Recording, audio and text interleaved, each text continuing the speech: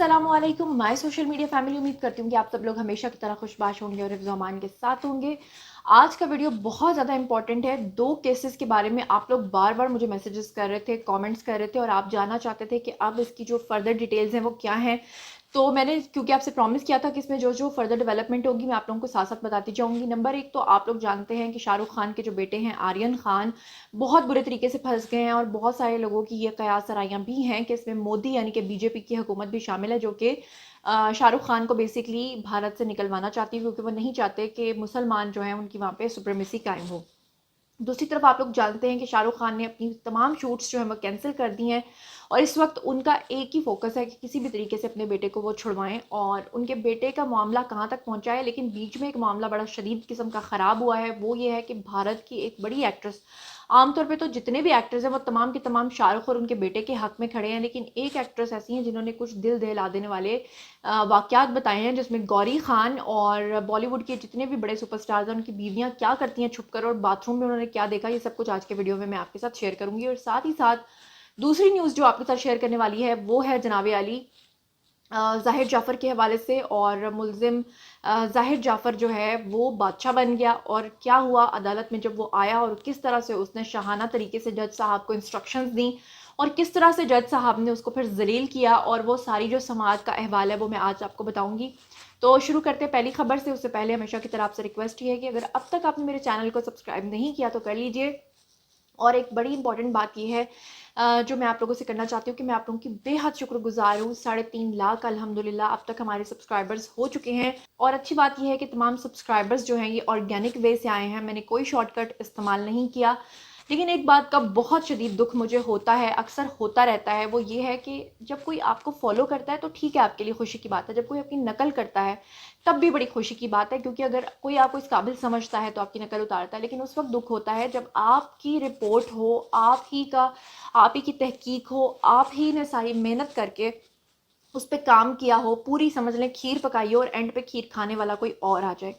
एक बहुत मशहूर यूट्यूबर हैं माशाल्लाह, उनकी शोहरत काफ़ी ज़्यादा है, 10 से 11 के स्लॉट पे प्रोग्राम भी करते हैं और यूट्यूब पे भी माशाल्लाह काफ़ी हिट थे पिछले दिनों में। अब थोड़ी उनकी शोहरत में कमी आई है, मगर उनके 10 लाख जो हैं वो सब्सक्राइबर्स भी हैं, उन्हें किसी चीज़ की ज़रूरत नहीं है। उसके बावजूद यहाँ पर जनाब चल रहा है छापा सिस्टम। छापा सिस्टम क्या कि पहले तो मेरे वीडियोज़ की डिट्टो कॉपी डिटेल जो है वो वहाँ पर शेयर की जाती थी, जिस पर मुझे कोई इतराज़ नहीं था, क्योंकि कोई भी इंसान अगर आपको सुनने के बाद पूरा पूरा वीडियो बना देता है तो कोई बात नहीं। लेकिन अब तो यहाँ तक मामला पहुँच चुका है कि जो मेरी कैप्शन होती है यानी थंबनेल के ऊपर, उससे भी सेम टू सेम कॉपी किया जाता है, जैसे कि आप लोग देख रहे हैं।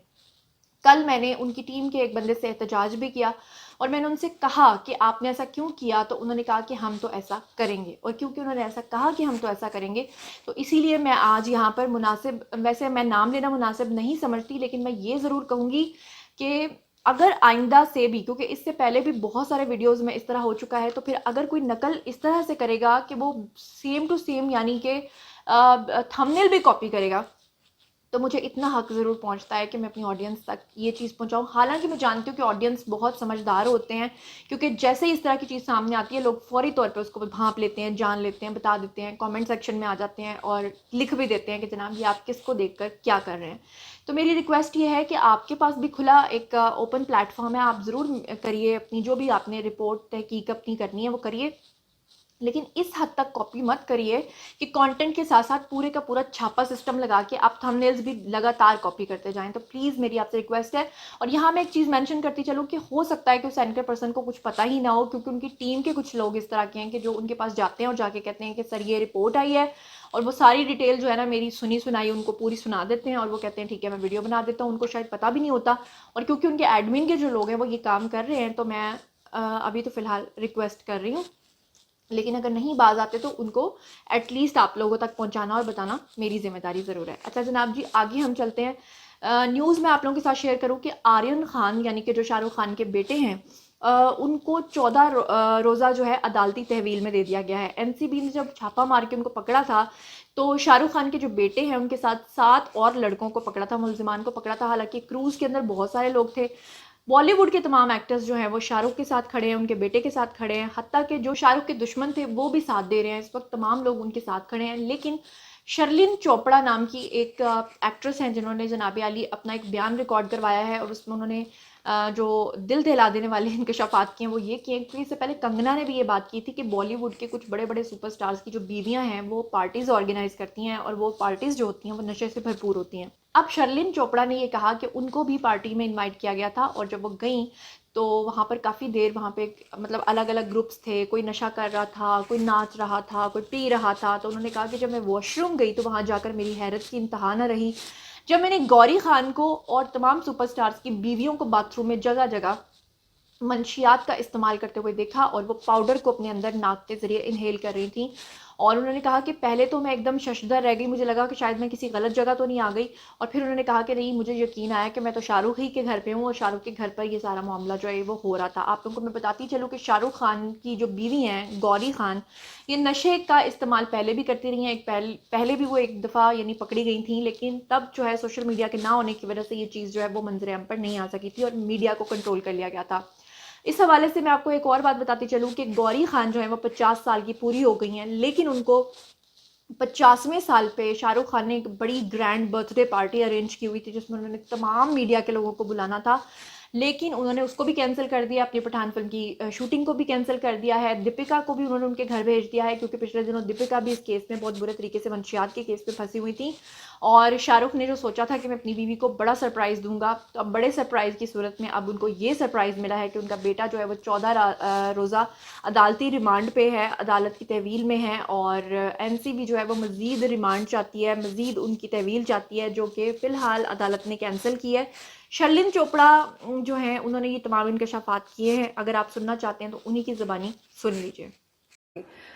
एंड डांस करते करते जब मैं थकी और पसीने छूटने लगे तब मैं वॉशरूम गई, वॉशरूम का दरवाज़ा खोला और जब दरवाज़ा खोला तब जो देखा मैंने वो बहुत ही चौकन्ना कर गया मुझको। मैं सोच में पड़ गई, मुझे लगा क्या मैं किसी गलत जगह पर पहुंची।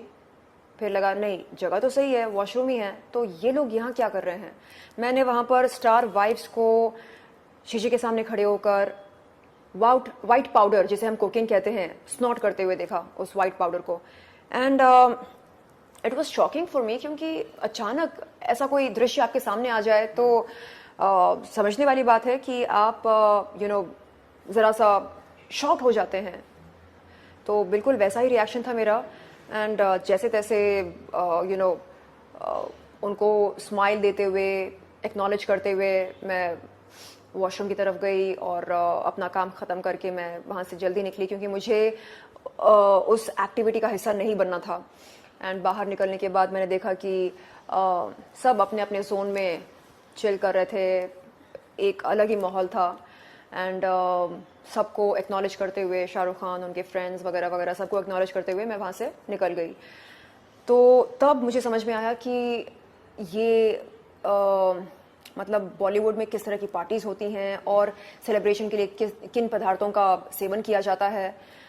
आमतौर पर बॉलीवुड में जब जब कोई टॉप पार्टी होस्ट पार्टी रखता है एंड बॉलीवुड के टॉप एक्ट्रेसेस को बुलाता है अपने घरों पर, वो ज़रूर नशीली पदार्थों को सर्व करता है, क्योंकि यहाँ ये माना जाता है कि जब तक आप नशीली पदार्थों का सेवन ना करें तब तक किक नहीं चढ़ता है या जोश नहीं चढ़ता है। और पार्टी करने के लिए किक और जोश, इन दोनों का बहुत ज़बरदस्त ये होता है योगदान। यदि जोश ना चढ़ाएं तो मेहमान पार्टी कैसे करें, ये सोचते हैं। जबकि मुझे बिल्कुल इन चीज़ों में कोई इंटरेस्ट नहीं रहा, थैंकफुली। अच्छा जी जनाब, अब आप बहुत सारे लोग जो थे वो मुझसे ये कह रहे थे कि ज़ाहिर जाफ़र के हवाले से मैं आप लोगों को अपडेट करूं। तो जनाब मैं आपको बताती चलूं कि अदालत के अंदर पेशी हुई ज़ाहिर जाफ़र और उनके वालिदैन की, और साथ में जो 6 मुल्ज़िमान यानी कि टोटल मिलाकर हैं वो सब जब हाजिर हुए तो यहाँ पर जो फर्दर डेवलपमेंट हुई है वो ये हुई है कि अदालत ने जनाब फ़र्द जुर्म आयद करने की जो तारीख़ है वो मुकर्रर कर दी है और वो उन्होंने की है जी 14 अक्टूबर, यानी कि मुमकिन तौर पे हो सकता है कि 14 तारीख़ को आप लोग देखें कि फ़र्द जुर्म जो है वो आयद कर दी जाए।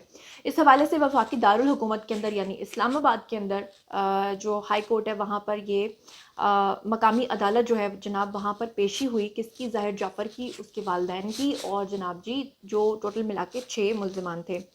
जैसे ही वहाँ पर समाअत शुरू हुई और वकील ने अपने अपने दलाइल देना शुरू किए, तो जज साहब के सामने मुखातिब होकर बड़े फ़िल्मी अंदाज़ में ज़ाहिर जाफ़र ने कहा कि जज साहब, मुझे इजाज़त दी जाए कि मैं रोस्ट्रम पर आकर बात कर सकूँ, यानी डाइस पर आऊँ और वो जो कटहरा होता है वहाँ पर आकर मैं बात कर सकूँ। जिस पे के जो जज साहब थे, उन्होंने कहा कि जनाब, अभी हमें आपकी ज़रूरत नहीं है, जब आपका ट्रायल होगा, यानी कि उस वक्त हम ट्रायल में आपको ज़रूर सुनेंगे। जिस पे कि आगे से ज़ाहिर जाफ़र जो था उसने कहा कि नहीं, मुझे इजाज़त दी जाए कि मैं अदालत में जब चाहूँ पेशी के दौरान रोस्ट्रम पर आकर बात कर सकूं और आकर अपना जो मेरे जो दिल के अहवाल हैं वो मैं सब लोगों के साथ शेयर कर सकूं। इस पे जज साहब ने इसको टोकते हुए ये कहा ज़ाहिर जाफ़र को कि जनाब जी, आपको कोई ज़रूरत नहीं है, फ़िलहाल जब ट्रायल की बारी आएगी तभी हम आपको इजाज़त देंगे और आपने जो भी बात करनी होती है वो आप अपने वकील के थ्रू किया करें। आपका वकील हम तक बीच में जो है वो मीडिएटर का रोल अदा कर रहा है। इस पे ज़ाहिर जाफ़र फिर नहीं रुका और ज़ाहिर जाफ़र ने जब मज़ीद बात करने की कोशिश की, तो जज साहब ने कहा कि फ़ौरी तौर पर इनको बख्शी खाना ले जाया जाए। बख्शी खाना जाने से पहले ज़ाहिर जाफ़र फिर नहीं खामोश हुआ और उसने जज साहब से ये इस्तफ़सार किया कि मुझे बताया जाए कि आगे क्या होगा।